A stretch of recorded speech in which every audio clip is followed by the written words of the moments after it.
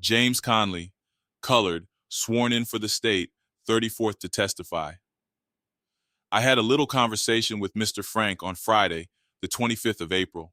He wanted me to come to the pencil factory that Friday morning, that he had some work on the third floor he wanted me to do. All right, I will talk louder. Friday evening about 3 o'clock, Mr. Frank come to the fourth floor where I was working and said he wanted me to come to the pencil factory on Saturday morning at 8:30, that he had some work for me to do on the second floor. I have been working for the pencil company for a little over 2 years. Yes, I had gone back there that way for Mr. Frank before when he asked me to come back. I got to the pencil factory about 8:30 on April 26th. Mr. Frank and me got to the door at the same time. Mr. Frank walked on the inside and I walked behind him and he says to me, "Good morning." And I says, "Good morning, Mr. Frank."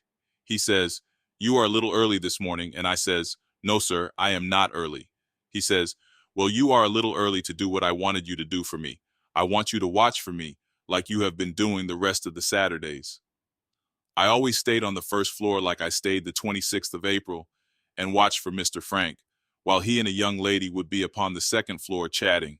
I don't know what they were doing. He only told me they wanted to chat. When young ladies would come there, I would sit down at the first floor and watch the door for him. I couldn't exactly tell how many times I have watched the door for him previous to April 26th. It has been several times that I watched for him.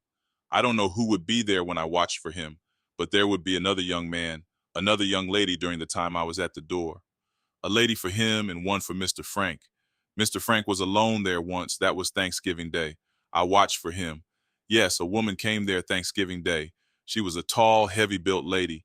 I stayed down there and watched the door just as he told me the last time, April 26th. He told me when the lady came, he would stomp and let me know that was the one and for me to lock the door. Well, after the lady came and he stomped for me, I went and locked the door as he said. He told me when he got through with the lady, he would whistle and for me then to go and unlock the door. That was last Thanksgiving Day, 1912. On April 26th, me and Mr. Frank met at the door. He says, "What I want you to do is to watch for me today as you did other Saturdays." And I says, "All right." I said, "Mr. Frank, I want to go to the Capital City Laundry to see my mother." And he said, "By the time you go to the laundry and come back to Trinity Avenue, stop at the corner of Nelson and Forsyth Streets until I go to Montag's." I don't know exactly what time I got to the corner of Nelson and Forsyth Streets, but I came there sometime between 10 and 10:30. I saw Mr. Frank as he passed by me. I was standing on the corner. He was coming up Forsyth Street toward Nelson Street. He was going to Montag's factory. While I was there on the corner, he said, "Ha ha, you are here, is you?" And I says, "Yes, sir, I am right here, Mr. Frank." He says, "Well, wait until I go to Mr. Siggs. I won't be very long. I'll be right back." I says, "All right, Mr. Frank, I'll be right here." I don't know how long he stayed at Montag's. He didn't say anything when he came back from Montag's, but told me to come on. Mr. Frank came out Nelson Street and down Forsyth Street toward the pencil factory, and I followed right behind. As we passed up there, the grocery store, Albertson Brothers, a young man was up there with a paper sack getting some stuff out of a box on the sidewalk, and he had his little baby standing by the side of him. And just as Mr. Frank passed by him, I was a little behind Mr. Frank, and Mr. Frank said something to me, and by him looking back at me and saying something to me, he hit up against the man's baby, and the man turned around and looked to see who it was, and he looked directly in my face, but I never did catch the idea what Mr. Frank said. Mr. Frank stopped at Curtis's drugstore, corner Mitchell and Forsyth Streets, went into the soda fountain. He came out and went straight on to the factory, me right behind him. When we got to the factory, we both went on the inside, and Mr. Frank stopped me at the door, and when he stopped me at the door, he put his hand on the door and turned the door and says, "You see, you turn the knob just like this, and there can't nobody come in from the outside." And I says, "All right." And I walked back to a little box back there by the trash barrel. He told me to push the box up against the trash barrel and sit on it, and he says, "Now there will be a young lady up here after a while, and me and her are going to chat a little." And he says, "Now when the lady comes, I will stomp like I did before." And he says, "That will be the lady, and you go and shut the door." And I says, "All right, sir." And he says, "Now when I whistle, I will be through, so you can go and unlock the door, and you come upstairs to my office, then like you were going to borrow some money for me, and that will give the young lady time to get out."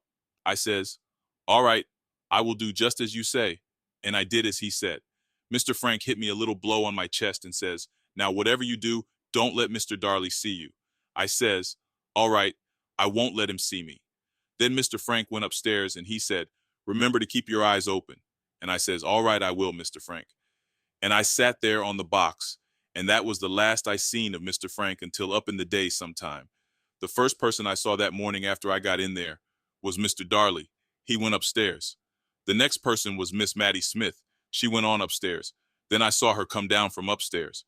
Miss Mattie walked to the door and stopped, and Mr. Darley comes on down to the door where Miss Mattie was, and he says, "Don't you worry, I will see that you get that next Saturday." And Miss Mattie came on out and went up Alabama Street, and Mr. Darley went back upstairs.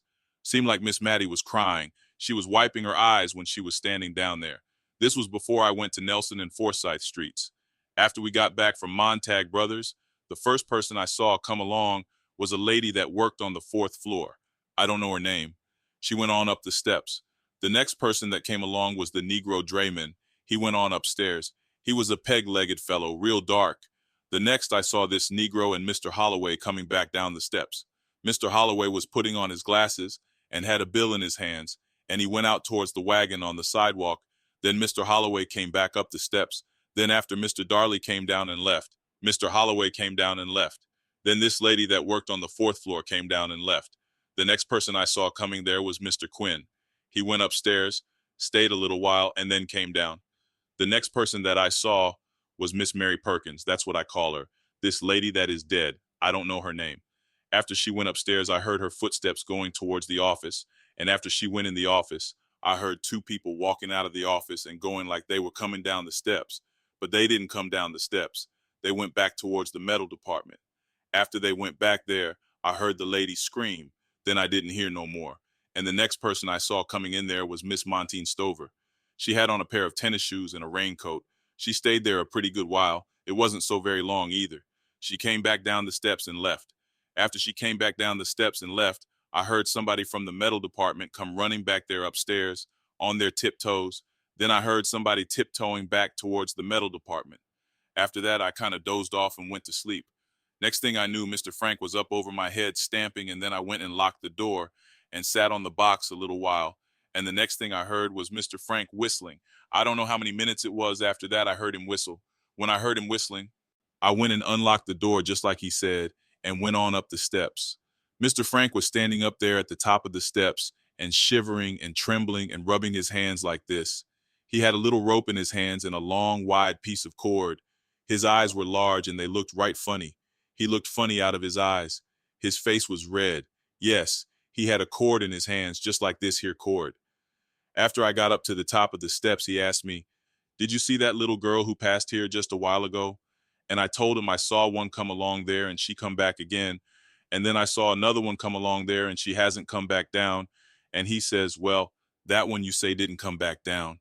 She came into my office a while ago and wanted to know something about her work in my office. And I went back there to see if the little girl's work had come. And I wanted to be with the little girl. And she refused me. And I struck her. And I guess I struck her too hard. And she fell and hit her head against something. And I don't know how bad she got hurt. Of course, you know I ain't built like other men." The reason he said that was I had seen him in a position I haven't seen any other man that has got children. I have seen him in the office 2 or 3 times before Thanksgiving, and a lady was in his office, and she was sitting down in a chair, and she had her clothes up to here, and he was down on his knees, and she had her hands on Mr. Frank. I have seen him another time there in the packing room with a young lady lying on the table. She was on the edge of the table when I saw her. He asked me if I wouldn't go back there and bring her up so that he could put her somewhere, and he said to hurry, that there would be money in it for me. When I came back there, I found the lady lying flat of her back with a rope around her neck. The cloth was also tied around her neck, and part of it was under her head, like to catch blood. I noticed the clock after I went back there and found the lady was dead and came back and told him. The clock was 4 minutes to 1. She was dead when I went back there, and I came back and told Mr. Frank the girl was dead, and he said, "Shh, shh." He told me to go back there by the cotton box, get a piece of cloth, put it around her, and bring her up. I didn't hear what Mr. Frank said, and I came on up there to hear what he said. He was standing on the top of the steps, like he was going down the steps, and while I was back in the metal department, I didn't understand what he said, and I came on back there to understand what he did say, and he said to go and get a piece of cloth to put around her, and I went and looked around the cotton box and got a piece of cloth and went back there. The girl was lying flat on her back and her hands were out this way. I put both of her hands down easily and rolled her up in the cloth and taken the cloth and tied her up and started to pick up her. And I looked back a little distance and saw her hat and a piece of ribbon laying down and her slippers. And I taken them and put them all in the cloth. And I ran my right arm through the cloth and tried to bring it up on my shoulder. The cloth was tied just like a person that was going to give out clothes on Monday. They get the clothes and put them on the inside of a sheet and take each corner and tie the four corners together. And I run my right arm through the cloth after I tied it that way and went to put it on my shoulder. And I found I couldn't get it on my shoulder. It was heavy, and I carried it on my arm the best I could. And when I got away from the little dressing room that was in the metal department, I let her fall. And I was scared, and I kind of jumped. And I said, "Mr. Frank, you will have to help me with this girl. She is heavy." And he come and caught her by the feet, and I laid hold of her by the shoulders. And when we got her that way, I was backing, and Mr. Frank had her by the feet. And Mr. Frank kind of put her on me. He was nervous and trembling. And after we got up a piece from where we got her at, he let her feet drop, and then he picked her up, and we went on to the elevator, and he pulled down on one of the cords, and the elevator wouldn't go. And he said, "Wait, let me go in the office and get the key." And he went in the office and got the key and come back and unlocked the switchboard, and the elevator went down to the basement, and we carried her out, and I opened the cloth and rolled her out there on the floor. And Mr. Frank turned around and went on up the ladder, and I noticed her hat and slipper and piece of ribbon, and I said, "Mr. Frank, what am I going to do with these things?" And he said, "Just leave them right there." And I taken the things and pitches them over in front of the boiler. And after Mr. Frank had left, I goes on over to the elevator, and he said, "Come on up and I will catch you on the first floor." And I got on the elevator and started it to the first floor. And Mr. Frank was running up there. He didn't give me time to stop the elevator. He was so nervous and trembly. And before the elevator got to the top of the first floor, Mr. Frank made the first step onto the elevator. And by the elevator being a little down like that, he stepped down on it and hit me quite a blow right over about my chest. And that jammed me up against the elevator. And when we got near the second floor, he tried to step off before it got to the floor, and his foot caught on the second floor as he was stepping off, and that made him stumble. And he fell back sort of against me. And he goes on and takes the keys back to his office and leaves the box unlocked. I followed him into his private office, and I sat down, and he commenced to rubbing his hands and began to rub back his hair. And after a while, he got up and said, "Jim," and I didn't say nothing. And all at once, he happened to look out of the door, and there was somebody coming, and he said, "My God, here is Emma Clark in Corinthia Hall." And he said, "Come over here, Jim. I have got to put you in this wardrobe." And he put me in this wardrobe, and I stayed there a good while, and they come in there, and I heard them go out. And Mr. Frank come there and said, "You are in a tight place." And I said, "Yes." And he said, "You done very well." So after they went out, and he had stepped in the hall and had come back, he let me out of the wardrobe, and he said, "You sit down." And I went and sat down, and Mr. Frank sat down. But the chair he had was too little for him, or too big for him, or it wasn't far enough back or something. He reached on the table to get a box of cigarettes and a box of matches, and he takes a cigarette and a match and hands me the box of cigarettes, and I lit one and went to smoking, and I handed him back the box of cigarettes, and he put it back in his pocket, and then he took them out again and said, "You can have these." And I put them in my pocket, and then he said, "Can you write?" And I said, "Yes, sir, a little bit." And he'd taken his pencil to fix up some notes. I was willing to do anything to help Mr. Frank because he was a white man and my superintendent. And he sat down, and I sat down at the table, and Mr. Frank dictated the notes to me. Whatever it was, it didn't seem to suit him. And he told me to turn over and write again. And I turned the paper and wrote again. And when I'd done that, he told me to turn over again. And I turned over again and wrote on the next page there, and he looked at that and kind of liked it, and he said that was all right. Then he reached over and got another piece of paper, a green piece, and told me what to write. He took it and laid it on his desk and looked at me smiling and rubbing his hands. And then he pulled out a nice little roll of greenbacks, and he said, "Here is $200. And I taken the money and looked at it a little bit, and I said, "Mr. Frank, don't you pay another dollar for that watchman, because I will pay him myself." And he said, "All right, I don't see what you want to buy a watch for either, That big fat wife of mine wanted me to buy an automobile, and I wouldn't do it. And after a while, Mr. Frank looked at me and said, "You go down there in the basement and you take a lot of trash and burn that package that's in front of the furnace." And I told him, all right. But I was afraid to go down there by myself, and Mr. Frank wouldn't go down there with me. He said, "There's no need of my going down there." And I said, "Mr. Frank, you are a white man and you done it, and I am not going down there and burn that myself." He looked at me, then kind of frightened, and he said, "Let me see that money." And he took the money back and put it back in his pocket. And I said, "Is this the way you do things?" And he said, "You keep your mouth shut. That is all right." And Mr. Frank turned around in his chair and looked at the money, and he looked back at me and folded his hands and looked up and said, "Why should I hang? I have wealthy people in Brooklyn." And he looked down when he said that. And I looked up at him, and he was looking up at the ceiling, and I said, "Mr. Frank, what about me?" And he said, "That's all right. Don't you worry about this thing. You just come back to work Monday like you don't know anything and keep your mouth shut. If you get caught, I will get you out on bond and send you away." And he said, "Can you come back this evening and do it?" And I said, yes, that I was coming to get my money. He said, "Well, I am going home to get dinner and you come back here in about 40 minutes and I will fix the money." And I said, "How will I get in?" And he said, "There will be a place for you to get in, all right. But if you are not coming back, let me know, and I will take those things and put them down with the body." And I said, "All right, I will be back in about 40 minutes. Then I went down over to the beer saloon across the street, and I took the cigarettes out of the box, and there was some money in there, and I took that out, and there was two paper dollar bills in there and two silver quarters, and I took a drink, and then I bought me a double header and drank it. And I looked around at another colored fellow standing there, and I asked him, did he want a glass of beer? And he said no. And I looked at the clock, and it said 20 minutes to 2, and the man in there asked me, was I going home? And I said yes. And I walked south on Forsyth Street to Mitchell and Mitchell to Davis. And I said to the fellow that was with me, I am going back to Peters Street. And a Jew across the street that I owed a dime to called me and asked me about it, and I paid him that dime. Then I went on over to Peters Street and stayed there a while. Then I went home and I taken 15 cents out of my pocket and gave a little girl a nickel to go and get some sausage. And then I gave her a dime to go and get some wood.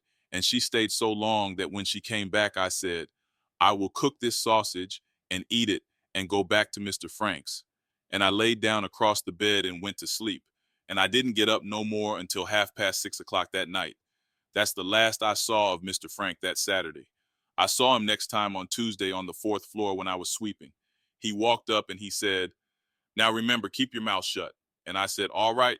And he said, if you'd come back on Saturday and done what I told you to do with it down there wouldn't have been no trouble.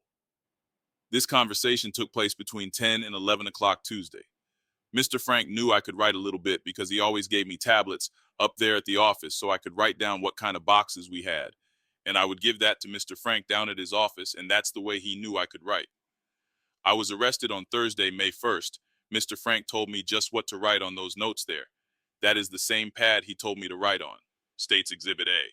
The girl's body was lying somewhere along there about number 9 on that picture. States Exhibit A. I dropped her somewhere along number 7. We got on elevator on the 2nd floor. The box that Mr. Frank unlocked was right around here on side of elevator. He told me to come back in about 40 minutes to do that burning. Mr. Frank went in the office and got the key to unlock the elevator. The notes were fixed up in Mr. Frank's private office. I never did know what became of the notes. I left home that morning about 7 or 7:30. I noticed the clock when I went from the factory to go to Nelson and Forsyth Streets. The clock was in a beer saloon on the corner of Mitchell Street. It said 9 minutes after 10. I don't know the name of the woman who was with Mr. Frank on Thanksgiving Day. I know the man's name was Mr. Dalton. When I saw Mr. Frank coming towards the factory Saturday morning, he had on his raincoat and his usual suit of clothes and an umbrella. Up to Christmas, I used to run the elevator. Then they put me on the 4th floor to clean up. I cleaned up twice a week on the 1st floor under Mr. Holloway's directions. The lady I saw in Mr. Frank's office Thanksgiving Day was a tall-built lady, heavyweight. She was nice-looking, and she had on a blue-looking dress with white dots in it and a grayish-looking coat with kind of tails to it. The coat was open like that, and she had on white slippers and stockings. On Thanksgiving Day, Mr. Frank told me to come to his office. I have never seen any cot or bed down in the basement. I refused to write for the police the first time. I told them I couldn't write. Cross-examination. I am 27 years old. The last job I had was working for Dr. Palmer. I worked for him a year and a half. I worked before that for Orr Stationery Company for 3 or 4 months. Before that, I worked for S.S. Gordon. Before that, I worked for Adams Woodward and Dr. Honeywell. Got my first job 11 years ago with Mr. S.M. Truitt. Next job was with W.S. Coates. I can't spell his name. I can't read and write good. I can't read the newspapers good. No, sir, I don't read the newspaper. I never do. I have tried. I found I couldn't, and I quit. I can't read a paper right through. I can't go right straight down through the page. And that's the reason I don't read newspapers. I can't get any sense out of them. There is some little letters like this and that I can read. The other things I don't understand. No, I can't spell this and that. Yes, I can spell school, and I can't spell collar. I can spell shirts. I can spell shoes and hat. I spell cat with a K. I can spell dog, and most simple little words like that. I don't know about spelling mother. I can spell papa. I spell it P-A-P-A. I can't spell father or jury or judge or stockings. I never did go to school further than the first grade. I went to school about a year. I can spell day, but not daylight. I can spell beer, but not whiskey. I couldn't read the name whiskey. No, I can't read any letter on that picture there. Exhibit A state. I can't figure except with my fingers. I know the figures as far as 8, as far as 12. I knows more about counting than I do about figuring. I don't know what year it was I went to school. I worked for Truitt about 2 years, for Mr. Coates 5 years, for Mr. Woodward and Mr. Honeywell about a year, and a pressing club about 2 years, or stationery company 3 or 4 months, Dr. Palmer about a year and a half, and then I went to work for the pencil factory. Mr. Herbert Schiff employed me at the pencil factory. Sometimes Mr. Schiff paid me off, sometimes Mr. Gant, sometimes Mr. Frank. I don't remember when I saw Mr. Frank pay me off or how many times. I drawed my money very seldom. I would always have somebody else draw it for me. I told Mr. Holloway to let Gordon Bailey draw my money mostly. He's the one they call Snowball. The reason why I didn't draw it myself, I would be owing some of the boys around the factory, and I didn't have it to pay, and I would leave the factory about 11:30 so that I didn't have to pay it, and then I would have Snowball draw my money for me mostly. I would see him afterwards, and he would give me the money. Sometimes I would go down through the basement out the back way to keep away from them. The reason I let them draw my money, I owed some of them, and some of them owed me, and I wanted them to pay me first before I paid them. I didn't want to get my money on the inside because I didn't want them to see such a little I was drawing to what they were drawing. I wasn't drawing but $6.05. Snowball was drawing $6.05. As to who it was, I didn't want to see what I was drawing. There was one named Walter Pride. He's been there 5 years. He said he drew $12 a week. Then there was Joe Pride. He told me he drew $8.40 a week. They were down in the basement and asked me how much I was drawing. I told them it wasn't none of their business. Then there was a fellow named Fred. I don't know how much he drew. The next one was the fireman. I don't know how much he drew. There were 2 or 3 others, but I didn't have no talk with them. I was just hiding what I drew from Walter Pride. As to whether I couldn't draw my money after Walter drew his without his knowing it, well, he would always be down there waiting for me. As to whether I couldn't get my money without his being behind me and seeing what I got, he could see if I tore open the envelope. I had to open it to pay them with. That's the reason I didn't go and draw my money. I know I could have put it in my pocket, but I couldn't tear it open unless I took it out. Yes, the reason I didn't draw my money was because I didn't want to pay them. That's the reason I let Snowball draw my money. They could have slipped up behind me and looked. As to whether I couldn't walk off and keep them from seeing it, if I didn't tear it open, then they would keep up with me until I did. He would follow me around. No, I wasn't trying to keep out of paying them. As to what I was trying to do, if they paid me, then I would pay them. The way I like to settle with them, I like to take them to the beer saloon and buy twice as much as they get. If I was there when they come in on me, I would say, I owe you, let's drink it up. Yes, I would get out of it if I could, but if they saw me walk up and pay them that way, I paid Walter Pride sometimes that way and sometimes the other way. I would say, I owe you 15 cents, I buy 3 beers and you owe me 15 cents and that be 3 beers. I say, if I would be in the beer saloon when they come in there, I would do that. But if I could get out before they saw me, I would be gone. I never did know what time the watchman come there on Saturday or any Saturday. I never have seen the night watchman in the factory. I have seen young Mr. Kendrick come and get his money. He always comes somewhere about 2 o'clock to get his money. I've seen him lots of times Saturday and get his money. He always got it from Mr. Frank at 2 o'clock. No, I didn't know Newt Lee. I heard them say there was a Negro night watchman, but I never did know that he was a Negro. I knew they paid employees off at 12 o'clock. I don't know what time the night watchman would come there to work. Mr. Holloway stays until 2:30. I couldn't tell the first time I ever watched for Mr. Frank. Sometimes during the last summer, somewhere just about in July. As to what he said to get me to watch for him, that was on a Saturday. I would be there sweeping and Mr. Frank come out and called me in his office. I always worked until 4:30 in the evening. I would leave about 12:30, ring out and come back about 1:30 or 2. Sometimes I would ring in when I came back and sometimes I wouldn't. I ringed in every morning when I came. I never did ring in much. I would do it after they got after me about it. It was my habit not to do it. As to how they would know how much to pay me if I didn't ring in, I knew they paid me $1, 10 a day, all the time.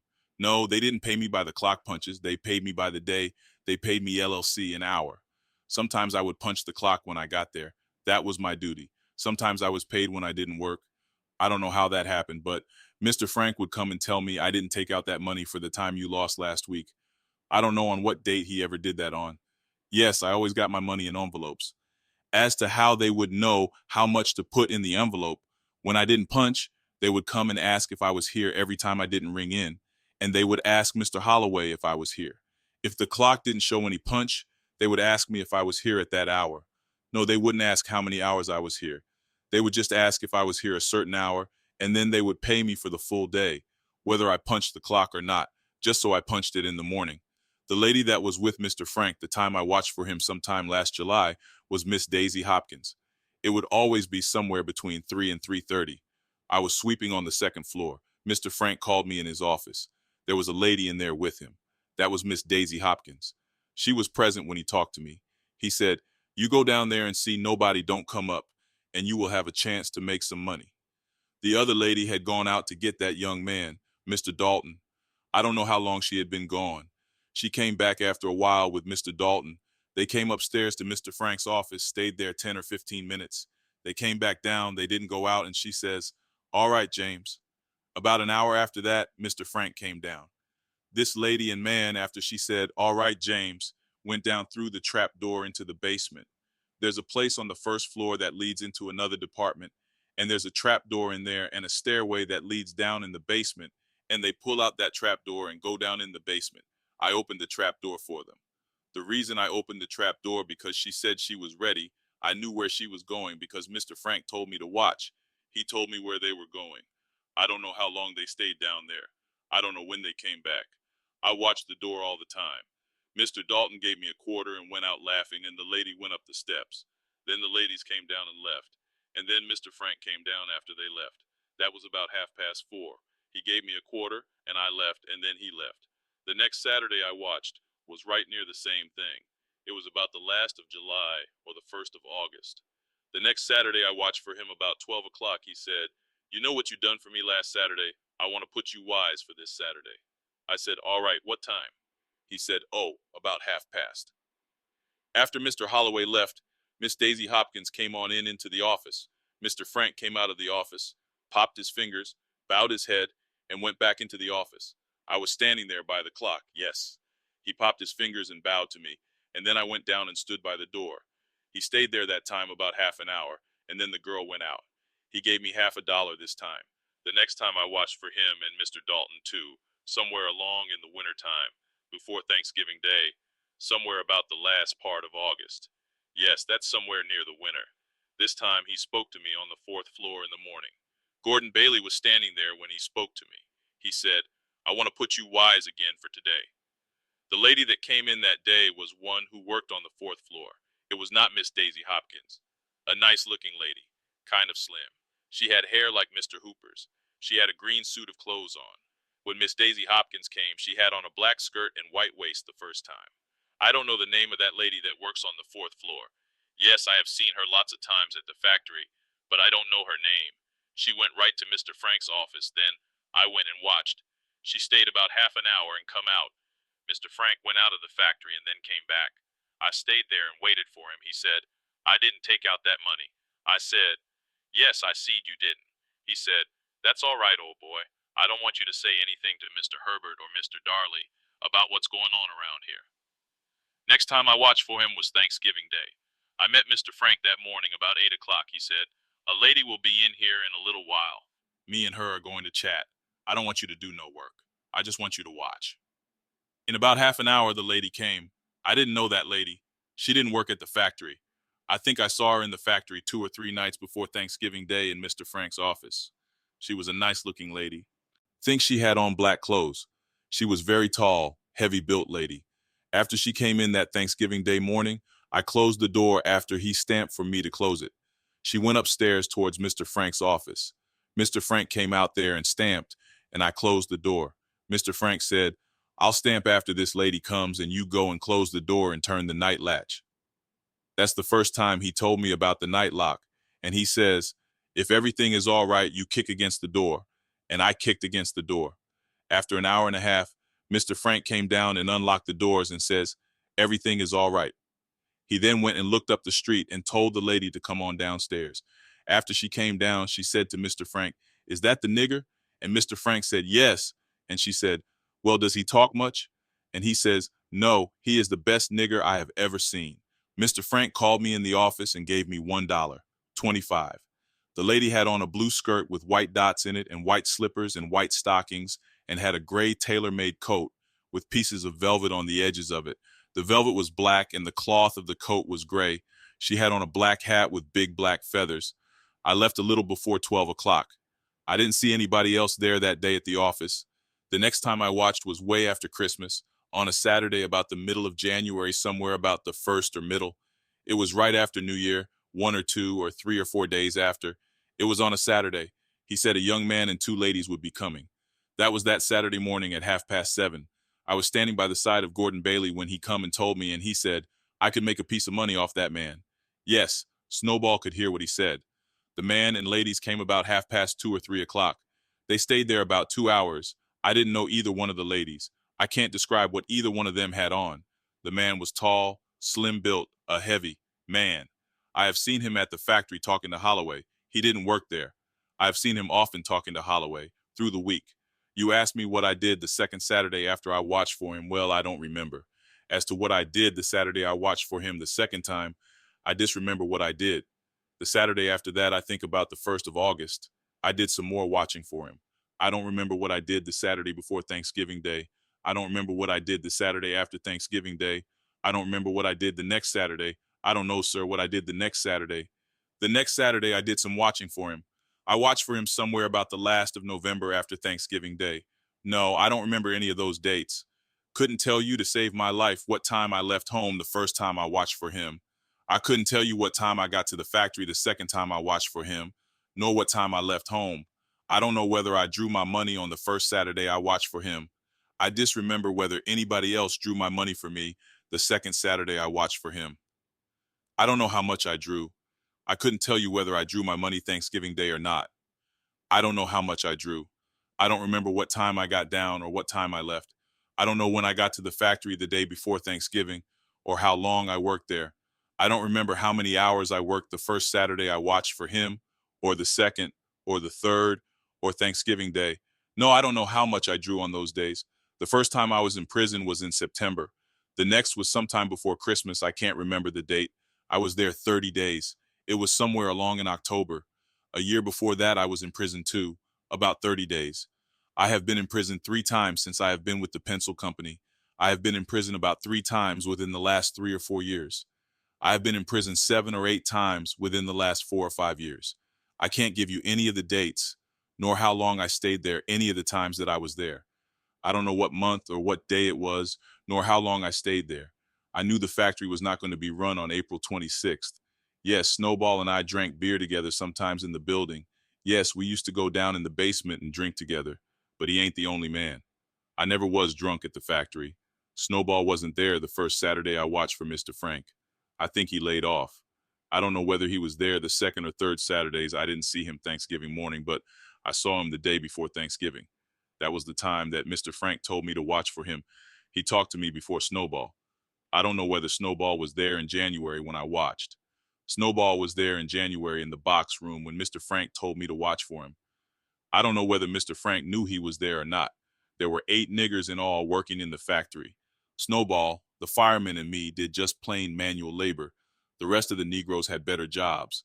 Snowball, The fireman and I were the last Negroes to get jobs there. We were the new darkies. The others had been working there before we went there. Mr. Frank used to laugh and jolly with me.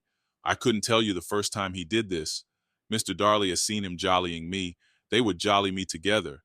They would play and go on around there with me. It has been so long ago, I can't tell you any of the jokes. Mr. Schiff and Mr. Holloway has seen him joking with me. He would say, "Come on, I'm going to make a graveyard down there in the basement if you don't hurry and bring that elevator back up here." Mr. Holloway heard him say that.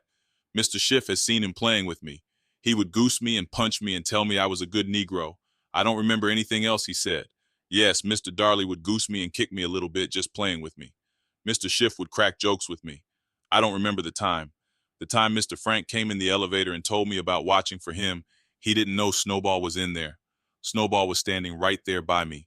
Mr. Frank could have seen him, and he could have heard anything that was said. He saw Snowball standing there. I've been at the factory over 2 years. I don't remember the day or month I went there. It was sometime in 1910. I don't remember whether it was summer or winter. Miss Daisy Hopkins worked on the 4th floor in 1912. I don't know when she quit. I saw her working from June 1912 up until about Christmas. Yes, I worked on the same floor with her. I don't know whether she worked there in 1913. Miss Daisy was a low lady, kind of heavy, and she was pretty low, chunky, kind of heavyweight. I don't know what color hair she had or eyes or her complexion. She was light-skinned. She looked to be about 23. I know she was there in June because she gave me a note to take down to Mr. Schiff. I remember that because the note had June on it. Mr. Schiff said it had June on it when he read it. I can't read, but he read that note and he read June something. It was on the outside of the note. It was on the back of the note. June was written on the back of that note. She wrote the note and folded it up, and he read June on the back of it, and he laughed at it. The reason I know she left the factory during Christmas because Mr. Dalton told me she wasn't coming back. He told me that one Saturday coming down to the factory. I never have seen Mr. Dalton except at the factory. No, he doesn't work there. I saw him somewhere along in January. He came out that time by himself. He and a lady had been down in the basement. The last time I saw him, the detectives brought him down at the station house and asked if I had ever seen him in there. I saw Mr. Holloway at the factory the first Saturday I watched for Mr. Frank. The next Saturday I watched, he was sick and wasn't there. He was sick 2 Saturdays in June. I disremember whether I saw Mr. Schiff and Mr. Darley. I remember seeing Mr. Darley at the factory on Thanksgiving Day. I don't remember what time he left. I couldn't tell you anybody who came to the factory the first Saturday I watched. The second time, I think there were some young ladies working up on the 4th floor. I don't know about the third time. I don't know whether anybody was working there Thanksgiving or not. I didn't see Mr. Schiff at all. I will swear that he was not in the office with Mr. Frank. I don't know whether any ladies were working there the next time or not. I have been back in the metal department, but I never have been on the right-hand side where the machines are. I have swept on the 2nd floor, but not in the metal department. I don't know where those vats are back there. I don't know what you are talking about. I don't know anything about the plating room. I never have been in Mr. Quinn's office.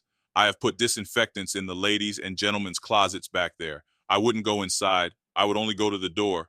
I stood outside of the door and sprinkled it in a little way. Outside of that, and going to Mr. Quinn's office, I have never been on the left-hand side of the factory. I have been there where they wash the lead at, and I have stuck bills in Mr. Quinn's office. Yes, I have been back in there where that dark place is. I don't know how many times I have stacked some boxes back there. I have been back there 3 times altogether, sometime before Christmas. Yes, sir, you can see from the top of the stairway back in there. I have been back there 3 times altogether, sometime before Christmas. Yes, sir, you can see from the top of the stairway to Mr. Frank's inside office. A man sitting at Mr. Frank's desk can see people coming up the stairway if he is watching for them. If the safe door is open, I don't hardly think he can see them. If it is shut, he can. I am certain of that. I thought you were talking about the 3rd floor. He couldn't see people coming up from the 1st floor. He can see them after they get along by the clock. I left the factory 5:30 Friday afternoon before the factory stopped. I think I punched when I went out. One of them was 10 minutes fast. That was the one on the right. I left there without drawing my money because I knew I wasn't going to draw but $2, 75, and I owed the watchman $1, and I knowed I wouldn't have enough for me and to pay him, and I told Mr. Holloway to let Snowball draw it for me. Snowball drew it for me and met me at the shoe shop at the corner of Alabama and Forsyth Street. He gave me $3.75. I wasn't supposed to draw but $2.75. And Mr. Frank taking that dollar for the watchman and stuck an extra dollar in my envelope, and that made $3.75. I don't remember how many beers I drank Friday. Yes, I told Mr. Scott I got up at 9 o'clock that morning. That wasn't true. I ate breakfast about 7. Yes, I told Mr. Black I ate at 9:30. That wasn't true. I left my house between 7 and 7:30. I told Mr. Scott I left somewhere between 10 and 10:30. No, that wasn't true. I got to Peter Street about 25 minutes to 8. I don't know how long I stayed there. Some things in my affidavit that I made that are true. Yes, there are some things in my last affidavit that are true. I was arrested on the 1st of May. I sent for Mr. Black to come down when I made my first statement on May 18th. Yes, I denied I had been to the factory in that statement. I made that statement in the detective's office. Mr. Black and Mr. Scott were present. They didn't question 2 or 3 hours. I did some writing before then, before that statement was made. Yes, I know I did some writing before May 18th. I did some writing in Chief's office that Sunday. I told Black I bought whiskey on Peter Street at about 10:30. I told them I paid 40 cents for it. I don't remember telling them that I bought the whiskey at 11 o'clock. Yes, I told them I went into the Button Saloon after I went to Early's for the whiskey. Some of it I told them was the truth and some of it wasn't. They asked me if I was lying and I held my head down. I held back some of the truth, and when they asked me if that was the truth, I hung my head down. I didn't want to give the man away, but I wanted to tell some and let him see what I was going to do and see if he wasn't going to stick to his promise as he had said. I told them I went into Button Saloon and saw some Negroes at tables shooting dice, and I won 90 cents and bought a glass of beer. I told them that I went to 3 beer saloons. I told them after I went home at 2:30, I went to Joe Carr's saloon and got 15C worth of beer. I don't remember telling them that I went there between 3:30 and 4 o'clock. The detectives talked to me nearly every day after I made my first statement, sometimes hours at a time. No, they didn't cuss me. Yes, I sent for Black on May 24th. When the statement came out in the papers, that's the time I sent for him. As to how I knew it came out in the papers, I heard the boys across the street hollering extra papers. Mr. Black came down after I sent for him, and I told him it's awful hot in here, and I told him I was going to tell him something, but I wasn't going to tell him all of it now. I told him that I would tell him part and hold part back. Scott and Black were both there. Yes, I told Mr. Black on May 24th, the time I made the second statement, that I helped tote the little girl. I sure remember that. I think I told them about Mr. Frank getting me to watch for him, that he told me he struck a girl and for me to go back and get her. I didn't give Mr. Frank clear away that time. I kept some things back. I don't remember now whether I told them at that time or not. I don't know whether I told them about going down the basement or not. The first time I told them, I wrote the notes on Friday. They didn't tell me my story wouldn't fit. I don't remember them telling me anything about changing my statement. I told them that was all I had to say. They never told me they wanted me to tell anything else. They didn't say anything to me that it didn't sound right. Mr. Black talked to me right smart, and Mr. Lanford talked to me a little. No, they never talked to me a whole day. As to why I changed my statement from Friday to Saturday, I put it on Saturday because I was at the factory on Saturday. As to why I didn't put myself there on Saturday, the blame would be put on me. I didn't want them to know that I had written any notes for Mr. Frank. Yes, in that statement, I told the officers I was going to tell the whole truth. I told them that I got up at 9 o'clock because there was nothing doing at the factory that day. At the time, I said I was there at 9 o'clock because he had done told me where to meet him at. Yes, I told them that I was going to tell the whole truth. Yes, the reason I told them I left home at 9 or 9:30 because there was not anything doing at the factory at that time. I told them it was about 9 o'clock when I looked at the clock because I don't know what time it was when I looked at the clock. And I told them I had some steak and some sausage for breakfast and a piece of liver, and I drank some tea and bread. Well, there was some sausage, but I don't know whether I ate it or not. Yes, I had steak, liver, and sausage for breakfast. I know I ate the steak and a piece of liver and drank a cup of tea and ate some bread. I got up that morning at 6 o'clock. Yes, I told the officers I got up at 9 or 9:30. I don't remember anything else I told them. Yes, I told them that I went straight to Peter Street and went in the first beer saloon there and drank 2 beers and gave a fellow a beer that had a whip around his neck. I told them 3 saloons and I called 2 names. I don't know whether I told them about this whiskey or not. I told them I bought it between 10 and 10:30. No, that is not true. I told them that on account of my saying I didn't leave home until about 9 or 9:30. I bought it about a quarter to 8. The reason I told these lies about the time was because I didn't want to put myself at the factory twice, because there wasn't anything doing at the factory that morning. That is the only reason I told that story. I don't know when the first time was. I told them I got there at 8 o'clock instead of 10 or half past. It was after I got out of jail up there. I guess I made most of these changes after I got out of jail. I don't know who the detective was I told about my not leaving home at 9 o'clock. Four of them were talking to me, all at the same time. I think it was Starnes and Campbell that I told that to, about changing the time. I don't remember whether I told them then that I was going to tell the whole truth. I told them that after I got out of jail, after I got back to headquarters. If you tell a story, you know you've got to change it. A lie won't work, and you know you've got to tell the whole truth. Yes, I knew it was bound to come when I told it the first time. I didn't tell the whole truth then because I didn't want to give the whole thing away then. In the statement where I told about my moving the little girl for Mr. Frank, the reason why I didn't correct it then about the time I bought the liquor, I don't know whether I did it then or not, but I did tell them. I told them I drank 4 or 5 beers that morning. I told them at the first saloon I bought 2 beers. I didn't tell them I bought any wine at that time. I told them I had some wine put in my beer, what they call wine. It wasn't any wine, though. I don't know whether I told them that in the statement I made about moving the little girl or not. The wine was put in my beer at Mr. Earl's beer saloon on Saturday morning.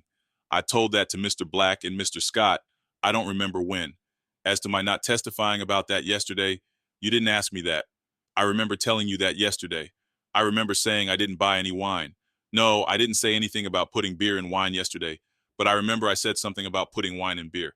I know I told you that yesterday. I don't remember telling them I started straight from Peters Street to Capital City Laundry. I told them I started for the laundry after leaving Mr. Frank at the factory. If they have got it down there, I must have said so. I don't remember saying it. I told them I met Mr. Frank at the corner of Nelson and Forsyth Street before I went to the factory. Yes, I told them I went from Peters Street and met him at the corner of Nelson and Forsyth before I went to the factory. As to why I told them that story, because I did meet him there. No, I didn't go straight from Peters Street to meet him at the corner of Nelson and Forsyth as I told them. I went straight from Peters Street to the pencil factory. I don't remember when the first time I told the truth about it.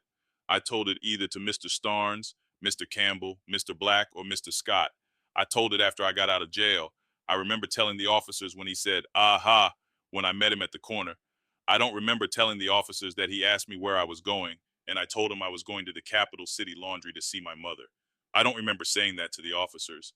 If I did say that, it was not the truth.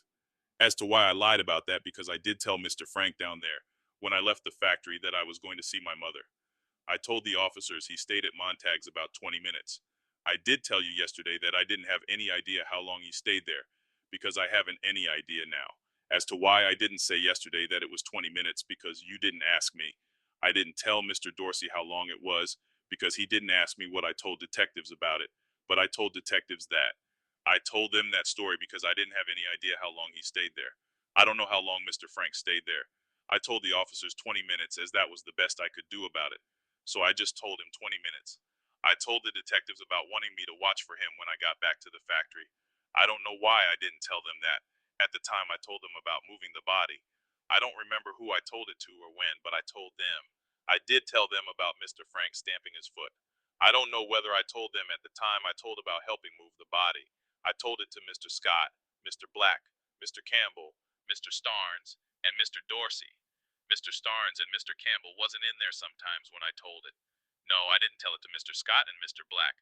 They dropped the case and Mr. Starnes and Mr. Campbell taken it up. They came down and was talking to me for a month or more in my cell. Yes, I told Mr. Black about Frank stomping his foot and Mr. Scott. I told them all about it. Yes, I told the detectives that the first party I saw going up the factory after I got back from Montags was Miss Mattie Smith. That was a mistake. I didn't see Mr. Darley go up after I got back from Montags. No, I didn't say yesterday that I saw him go up after I got back from Montags. I don't know whether Mr. Darley saw me or not. I was sitting right there at the box. He could have seen me if he had looked. So could Miss Mattie Smith. The rest of them could have seen me if they had looked. Yes, I told the officers the first time I saw them go up was after I got back from Montags. That was not so. I was just mistaken about it. Don't know when I corrected the mistake or to whom. Yes, I stated it to Mr. Dorsey. It was after I came from jail. I have corrected it to Mr. Starnes and Mr. Campbell too. It was about 11:30 when Mr. Darley left the factory, right after we got back from Montags. It may have been about 11 o'clock. Miss Mattie Smith left the factory somewhere about 9:30. It was after we got back from Montags that I saw Mr. Darley leave. Mr. Holloway and the peg-legged Negro went upstairs and came down before Mr. Darley left the factory. They could have seen me sitting on the box as they came out the factory.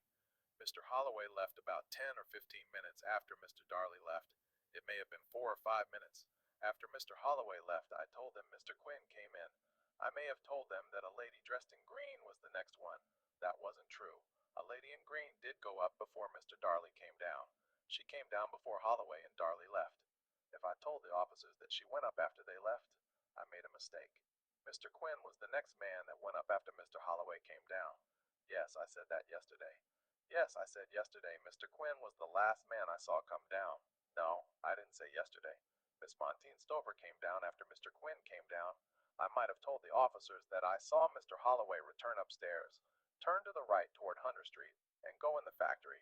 If I did, I made a mistake. I don't remember all the mistakes I made. No, I have never told about a lady going up there after them 6 or 7 minutes. I was mistaken. I don't know whether I have ever corrected that mistake or not. She went upstairs, and Mr. Quinn went up and came down before she did. If I told the officers she stayed there 7 or 8 minutes and came right down, I made a mistake. I don't think I corrected that mistake at all. I don't know how long it was after she came down before anybody else went up and down. If I told the officers it was 10 or 15 minutes, that was a mistake. I don't think I corrected that mistake at all. I haven't got any idea at all how long before the lady in green came down that anybody else went up. Yes, I told Mr. Scott and Mr. Black that the only people who went up at all were Miss Mattie Smith, Darley, Holloway, and the woman in green, and nobody went up and down until Mr. Frank whistled. No, that wasn't true. The reason why I told that story was because I didn't want them to know that these other people passed by me, for they might accuse me. The reason why I didn't tell them was because I didn't want people to think that I was the one that done the murder. I told them that I saw those four men go up because I didn't think they saw me sitting there, and I didn't tell of seeing the other people for fear they would report on me. The reason why I told the police about those four going up there, because that is all I could remember that went up and down. I don't know when my memory got fresher about other people going up and down. I think it was after I got out of jail. I think I corrected that with Mr. Starnes, Mr. Campbell, and Mr. Dorsey at police headquarters. After I corrected with the detectives down at headquarters, they took me to Mr. Dorsey's office. I have been in Mr. Dorsey's office 3 times. Mr. Dorsey was down at headquarters. With me, I think about 4 times. As to whether it took Mr. Dorsey about 7 times to get my testimony straight, it didn't take him that long to get it straight. It took that long for me. As to why I didn't tell it all, I didn't want to tell it all. I was intending to hold back some. I didn't want to tell it all right at one time. I just told a little and kept back a little. Yes, and Mr. Dorsey went down 7 times while I was telling some and holding back some. They didn't ask me to take back any stories.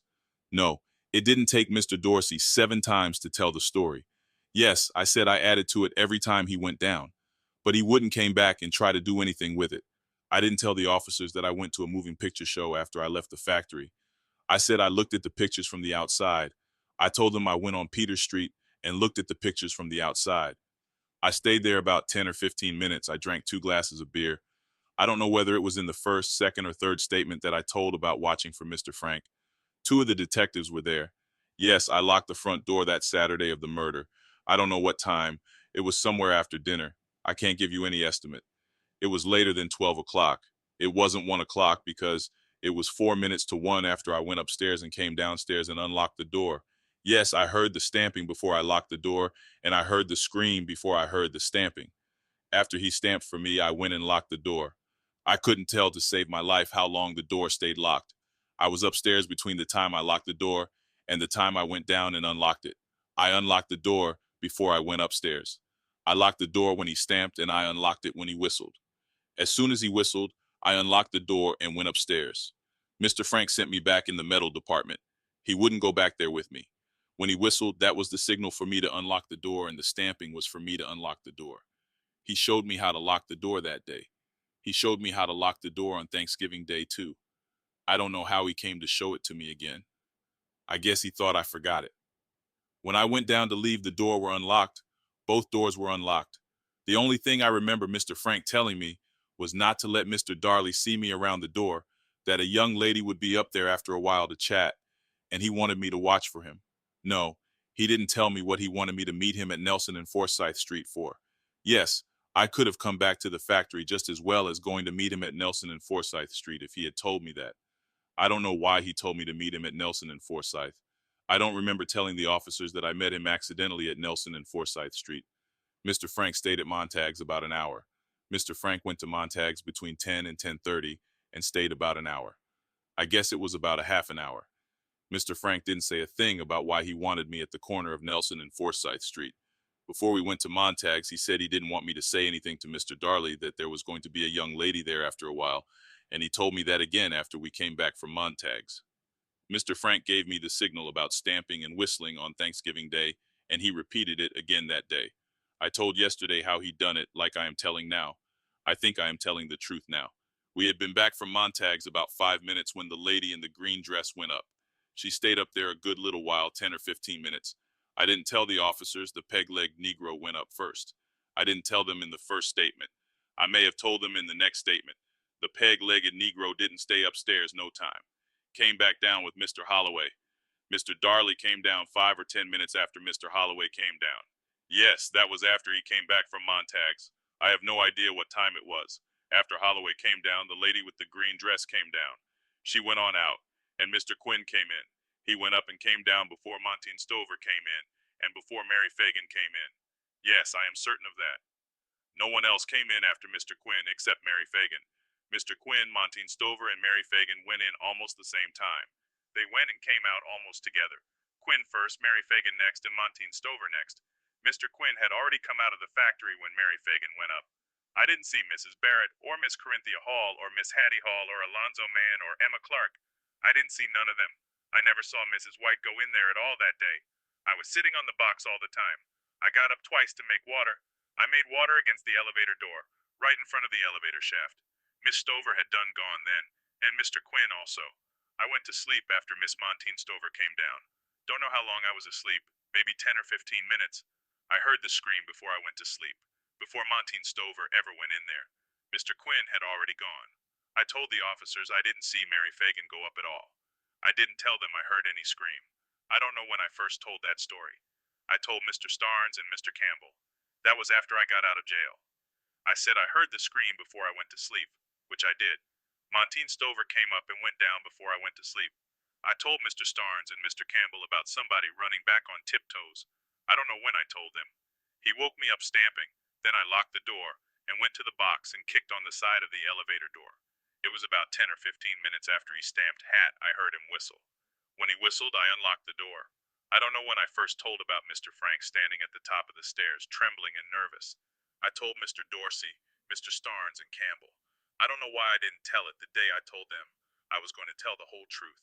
I didn't mean to keep back anything then. That day I told them everything I remembered. When I got to the top of the stairs, Mr. Frank had that cord in his hands. I don't remember when I first told about that. If I didn't tell it that day when I said I was telling the whole truth, I just didn't remember it. When I told Black and Scott that I was telling the whole truth, I didn't say anything about Mr. Frank having hit the little girl. I thought I had told them that. I have told that to some of the officers. I remember now that I told them that. He told me to get her out of there some way or other. He didn't say she was dead. I didn't know she was dead. I went back there and found the cord around her neck. When I looked at the clock, it was 4 minutes to 1. That was after I went and seen the girl was dead, and he told me to bring her up there. I was standing at the steps. I could see the clock from there. Then I went back and got a piece of striped bed tick, something like your shirt there, had whitish-looking stripes on it. I'd taken the cloth and spread it down and rolled the little girl in the cloth and tied it up. When I laid her down in the cloth, I tied the cloth around her. I did my best. Her feet were hanging out of the cloth, also her head. If I didn't tell Black and Scott anything about the hat and the slippers and the ribbon, they must not have asked me. I know I took the things and pitched them in front of the boiler. The elevator don't hit hard when it hits the ground. The wheels at the top don't make any noise. The motor makes a little noise, something like a June bug. The elevator hits the dirt at the bottom, but it don't make any noise. I left the factory about 1:30. The reason why I didn't tell Scott and Black before I wrote 4 notes instead of 2, they didn't ask me how many I wrote. Another reason why is because Mr. Frank taken that and folded it up like he wasn't going to use it. I wrote 3 notes on white and 1 on green paper. The green one is the one he folded up like he wasn't going to use it. I don't know how long it took me to write those notes. It took me somewhere about 2 minutes and a half, I reckon. The reason I didn't tell Scott and Black about burning the body because someone had done taken them off the case. Mr. Scott told me. The first time I told that was to Mr. Starnes and Mr. Campbell after I came back from jail. I don't remember telling the officers that Mr. Frank told me he was going to send those notes to his folks up north. If they have got it down there, I must have said it. He told me he was going to write to his mother and tell her that I was a good Negro. The reason I didn't take the parasol down with the shoes, it was too far back for me to see it. I got my hair cut last week. My lawyer sent the barber. They gave me a bath and bought me clean clothes. My wife gave me my shirt. I didn't read any newspapers on Monday about this crime. It don't do me no good because I can't make any out. I didn't try to read any that day. I washed that shirt on Thursday, May 1st, in the metal room about 1:30 or 2. As to how that dung came to be in the elevator shaft, when Mr. Frank had explained to me where he wanted to meet me, and just as I started out of the place, that Negro drayman came in there with a sack of hay, and I gave him a drink of whiskey that I bought at Early's Saloon on Peter Street that morning, and he suggested that I go down in the basement and do it. There's a light down there, and I went down the ladder and stopped right by the side of the elevator, in front of the elevator, somewhere about the edges of it. No, I didn't see the 2 white men go up and talk to Mr. Frank in his office that day. No, I didn't see a man by the name of Mincy at the corner of Carter and Electric Avenue that day. I didn't tell him that I killed a girl that day. I didn't say I killed one today, and I didn't want to kill another. I didn't tell Harley Branch that Mary Fagan was murdered in the toilet room on the 2nd floor, or that the body was stiff when I got back there, or that it took at least 30 minutes to get the body downstairs and write the notes. I don't remember telling Miss Carson on May 1st that Mr. Frank was innocent. I didn't have any conversation with Miss Mary Perk on April 28th, and she didn't say that I committed the crime, and I didn't shoot out of the room immediately after she said that I didn't tell Miss Carson on Monday that I was drunk all day Saturday. I didn't see her at all on Monday. I didn't tell Mr. Herbert Schiff on Monday that I was afraid to go on the street, that I would give $1,000,000 if I was a white man. I said if I was a white man, I would go on out. I didn't say nothing about no $1,000,000 because I don't know what it takes to make a million. I didn't ask Miss Small on Monday what the extra had in it, and I didn't say Mr. Frank is just as innocent as you are. I didn't ask Miss Fuss on Wednesday for an extra. I didn't tell her that I thought Mr. Frank was as innocent as the angels in heaven. Redirect examination. I never was in jail until April 26th. I have been down at police headquarters several times. First time I was arrested was for throwing rocks. I was a small boy then. I was arrested another time for fighting black boys. Then I was arrested about drinking and disorderly. And the last time I was arrested was about fighting again. I never have fought with a white man or white woman. Police officers took me down to jail and to door where Mr. Frank was. I never did see Mr. Frank in jail. The last time I saw Mr. Frank was in the station house before I had talked. He looked at me and smiled and bowed his head. While I was writing the notes, Mr. Frank took the pencil out of my hand and told me to rub out that A I had down there on the word Negro. I saw Mary Fagan's pocketbook, or mesh bag, in Mr. Frank's office after he got back from the basement. It was lying on his desk. He'd taken it and put it in the safe. When I went back to see about the girl, it wouldn't have taken more than about a minute to go down and lock and unlock the door. He had time enough to do it. Mr. Scott talked to me about 3 hours and a half one Thursday. Mr. Frank told me he would send me away from here if they caught me. He would get me out on bond and send me away. I never saw Mincy before seeing him at the station house in Mr. Lanford's office. I had orders from Mr. Frank to write down how many boxes we needed and give it to him. I didn't tell Mr. Black or Mr. Scott about the mesh bag because they didn't ask me. I disremember when I first told about it. I think it was after I was in jail. I told Mr. Dorsey about it after I came out of jail. Mr. Frank knew for a whole year that I could write. I used to write for him the word luxury, George Washington, Magnolia, Uncle Remus, Thomas Jefferson. That's the name of pencils. I spell I Uncle Remus, O-N-E Rhines. I spell luxury, I-L-U-S-T-R-I-S. I spell I Thomas Jefferson, T-O-M-G-F-F or J-E-I-S-S. I spell George Washington, J-O-E-W-I-S-H-T-O-N. After Mr. Frank found out what I meant, he understood it. I spell ox, O-X. Yes, I wrote him orders to take money out of my wages. The pocketbook was a wire-looking, whitish-looking pocketbook, had a chain to it. You could take it and fold it up and hold it in one hand. When I wrote the word luxury and Thomas Jefferson, I didn't have anything at all to copy from. I was writing it down for Mr. Frank.